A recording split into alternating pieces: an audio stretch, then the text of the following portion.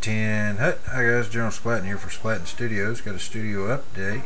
So these are Corvus Beli Infinity models. These are the faction PanOceania.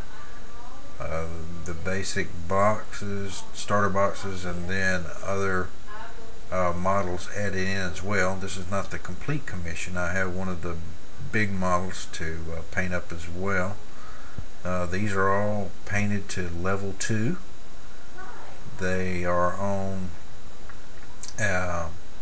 jungle bases, and I'll speak a little more about that in a moment, my thoughts behind it. So there they are as a group on the table. So we'll go in for some individual closer looks. Alright, here is the knight for the Shock Army of Infinity-PanOceania, however how you pronounce it. So he's kind of the leader of the box set. There's 6 figures in that box. Now, what I'm trying to do on the bases, it was supposed to be a jungle base. I kind of went for, since they're PanOceania, I went like they're on, a Pacific island like Guadalcanal or Guam or somewhere, fighting through the jungle. So I made the ground, sandy loam, like you would see there, and then the vegetation on it. I think it really makes a stark contrast, like they're running down paths in the vegetation. I really think it adds a lot to the models. I hadn't seen a base quite like this, so that's what I went with. Just some different types of vegetation that you'll see on them. So there's the knight, and we got some other. Okay, here's 2 more out of the basic box set of the shock troopers. Like I said, these are level 2s.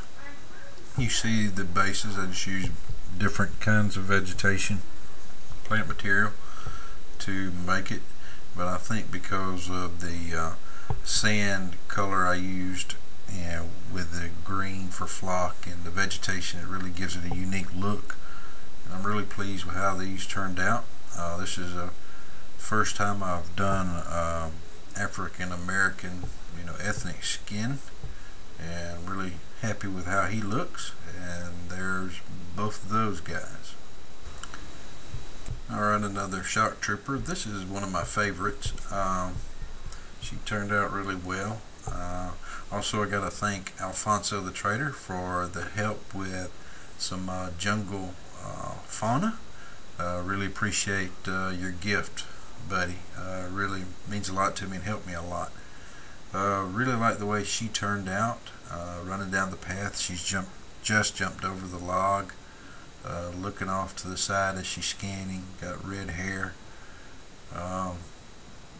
Really pleased with the face and how she turned out. Alright, here's the last 2 in this box set of the Saltor Shot Army. Once again, you see the vegetation down there, and coming around with the blazed non-metallic on everything, and I think it turned out pretty well. Like I said, level 2s. Pretty neat models. They're very, very delicate there, and they're also, I must say, I enjoyed painting them once I got started, but they were extremely aggravating to assemble. And like I said, with these fins on them, they're very, very delicate, and I'm just hoping they're going to hold up in transport. But if you can ever get them assembled, they're pretty neat little models. And there they are. Alright, here's a different box set. This is the Guarda de Assalto. This is, he's carrying a flamer. And he's got his auxiliary bot, Ozbot, beside him.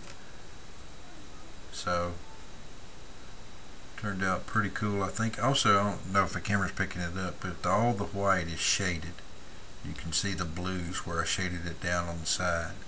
Hopefully there in the screen. And as the robot swings around, notice right in the middle is like his little ports, but right in the middle of it I put a computer screen. And there it comes around, right there in the very middle of it. So real pleased with how that turned out. It was just something I decided to do while I was painting it. So there they are. Alright, these guys are called, these two are Bog Murray.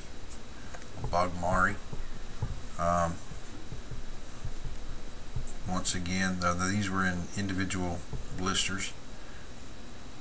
The one coming around with the sniper, he looked like he had a big sniper rifle, so I kind of pictured him creeping through the reeds and poking out for a shot. And so I think they turned out pretty cool. Once I got them assembled, they were fun to paint. So there's these guys. Okay, and lastly, something that I can pronounce. Trauma-Doc. Like I said, the non-metallic metal on her, and got the white coat. Plant material. Come around, look at her raised palm.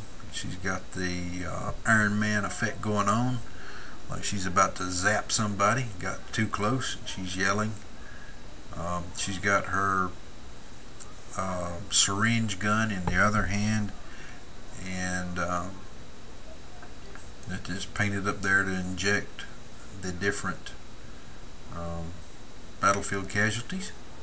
A lot of fun. You got a little cross on her beret there. So I enjoyed painting her a lot. And one thing I do want to show you here about alternates for shading models. Let me get this zoomed in here.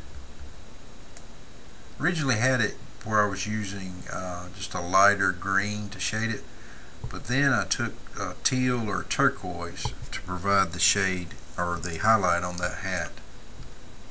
I think it makes a big difference. Just something, it was very simple to do, but if you were holding the model, you would see how much more dramatic that is by adding that whole different color than just using a lighter tone of the same color.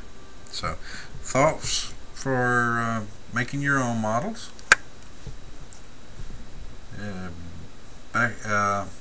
Well, that's it. Let me get this back in focus here for you.